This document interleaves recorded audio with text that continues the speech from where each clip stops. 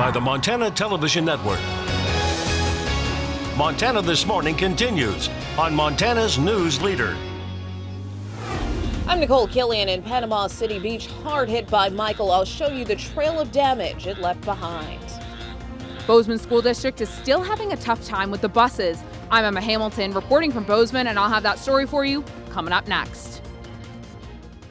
West Montana, just ahead of 6:30 here.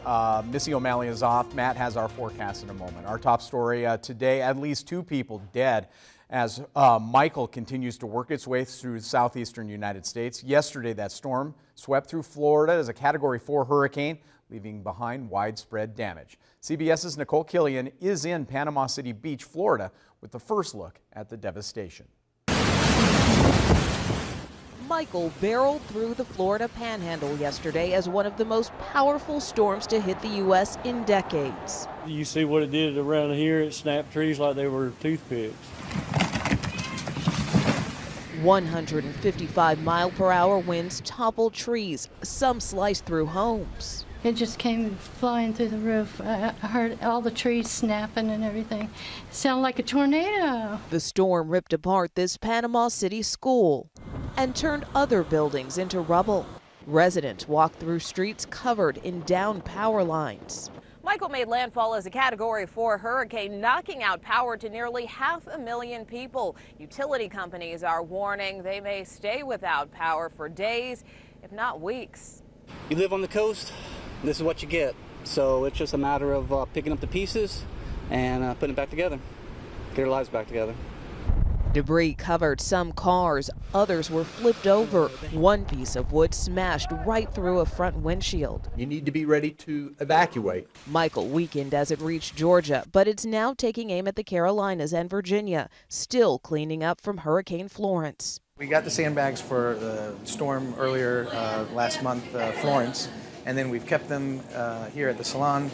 Be prepared for any upcoming storms for the rest of the season. One early estimate put the initial cost of the storm damage at over $10 billion. Nicole Killian, CBS News, Panama City Beach, Florida. Now, at last check, nearly 500,000 residents throughout the southeast are without power. Utilities warn many might remain that way for days, possibly even weeks. Fast and furious is now Tropical Storm Michael. Yeah, about 50-mile-an-hour winds still with Michael as it races its way across the southern United States and up into the mid-Atlantic states. It looks like as you head through the day, it'll be about ready to clear by the time you head into early Friday morning. You see how quickly that system is moving out. Temperatures this morning into the 30s, about 30 degrees in West Yellowstone, about an inch at our weather watcher Ken's house in West. So, yeah, we've had a little bit of snow. A little bit of snow on the roadways may cause a little bit of ice. Any chance that hurricane, when it goes back out to sea, could return to hurricane strength again? Not particularly likely at the pace that it's going. I don't think it's going to. It's going into much colder waters. So gotcha. We'll keep an eye on it, though. Interesting. I don't think it will, though. Temperatures are going to continue to be cool for us. Hopefully, Hurricane Michael continues to churn its way out. We will have more on that coming up at 7 o'clock on CBS This Morning as well. Back here at home, First Student, the company that provides buses for the Bozeman School District, is facing big penalties because it's not been able to staff all the routes, leaving some kids without a ride. MTN's Emma Hamilton has more on what the school district is doing about the issue. Recently, the Bozeman area has been facing a bus driver shortage. This led to the district having to suspend 4 middle school routes, and other routes have been late due to the shortage. As a result, First Student is facing non-operational fees. And they approached the district late last week with a request to waive those fees and a request to amend the contract to essentially remove those fees and replace them with a different fee schedule. These fees come from First Student being unable to meet the needs of Bozeman School District that were laid out in the new 5-year contract that they signed back in July. First Student spokesman Jay Brock said over the phone that the company has hired more drivers, but it's a lengthy training process between applicants getting their commercial driver's license and the company training.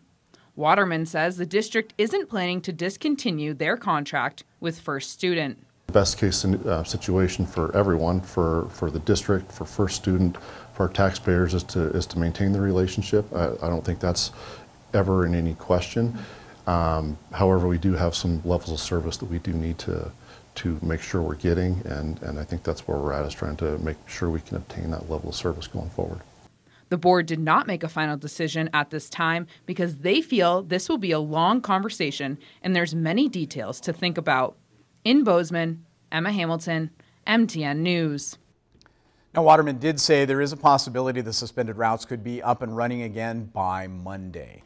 Also, Montana State University Innovation Campus hoping to bring the National Institute of Food and Agriculture and Economic Research Service headquarters to Bozeman. The Innovation Campus plans to submit a letter of interest to the U.S. Department of Agriculture.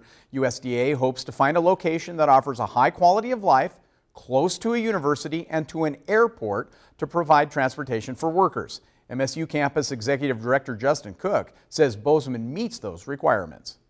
For students, this would give them an opportunity to work with a major headquarters of USDA in the state of Montana. So agriculture is important. We have a School of Agriculture. Those students can be involved potentially for internships as well as employment opportunities. Now, if MSU Innovation Campus does win the bid, it would mean 600 government workers coming to Bozeman. In Treasure State headlines, Sheriff of Broadwater County says his department is making some budget cutbacks, but his deputies are still responding to all calls. Sheriff Wynn Meehan posted on Facebook last week to clarify what he called rumors about the budget situation.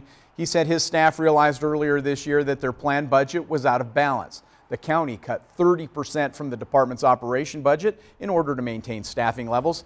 Meehan said some residents had been told deputies weren't responding to calls because they were trying to save fuel. He says that's not the case, but the sheriff has cut back on some active patrols during less busy times. We're tight on the budget, but we're still responding to the calls. It's just what we're going to do proactively that we've done in the past. We have to rein it in a little bit until we kind of figure out how our budget cycle is going to work out. Now, Sheriff Meehan says he's concerned about how much of the sheriff's budget comes from housing inmates for other jurisdictions, and he wants to find a more sustainable funding source going forward. Also, a judge has granted an injunction stopping the future disposal of waste tires at a Broadwater County property until the Department of Environmental Quality issues a permit. According to court documents, Two Brothers Tire of Belgrade applied for a DEQ permit to collect and store used tires at a property, Muffley Lane, in January of 2018. They paid the filing fees, triggered the review, but were never issued a permit.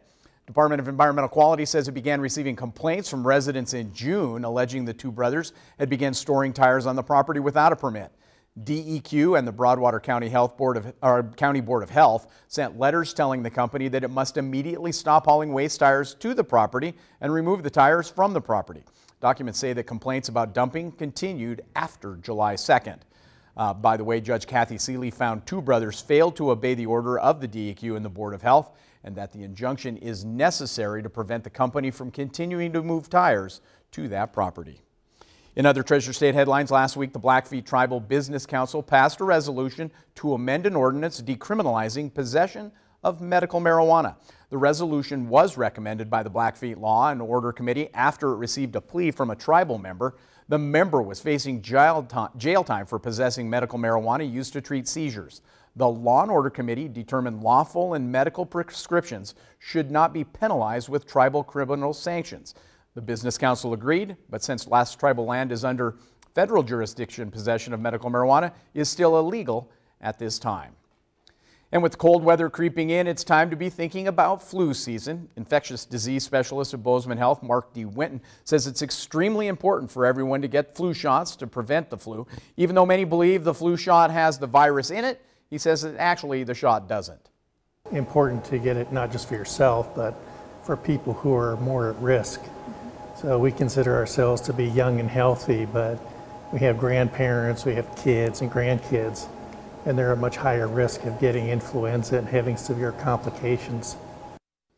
Now you can get a flu shot from your primary care provider or local pharmacy. Children under 12 must get it from their pediatrician. Bozeman Health Healthcare Connections bus offers free flu shots. Full schedule for that is available on our websites. Well, students at Whittier Elementary School in Bozeman got a surprise guest yesterday morning. Orlando El Gato Melendez. You saw him first here on Montana This Morning. He's with the Harlem Globetrotters. Held an interactive assembly about preventing and coping with bullying.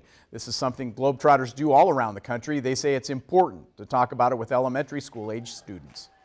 Because you put in that seat early and just try to keep it and going from that point on. I think, you know, Globetrotters are recognizable, and many of the kids would go home and say, hey mom, this is Harlem Globetrotter, and then maybe mom and dad would tell them a story about the Harlem Globetrotters when they were kids, and it's something they can relate from that point on, and I think this is the critical age for that.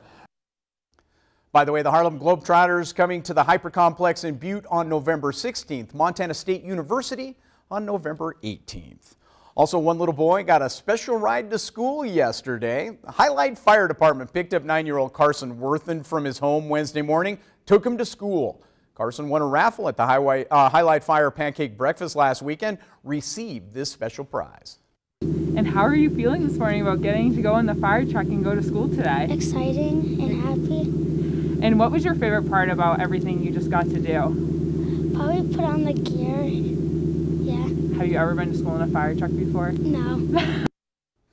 That's awesome. By the way, Carson's older brother Garrett also got to go on the ride with him. Love that. Enjoy that day, Carson.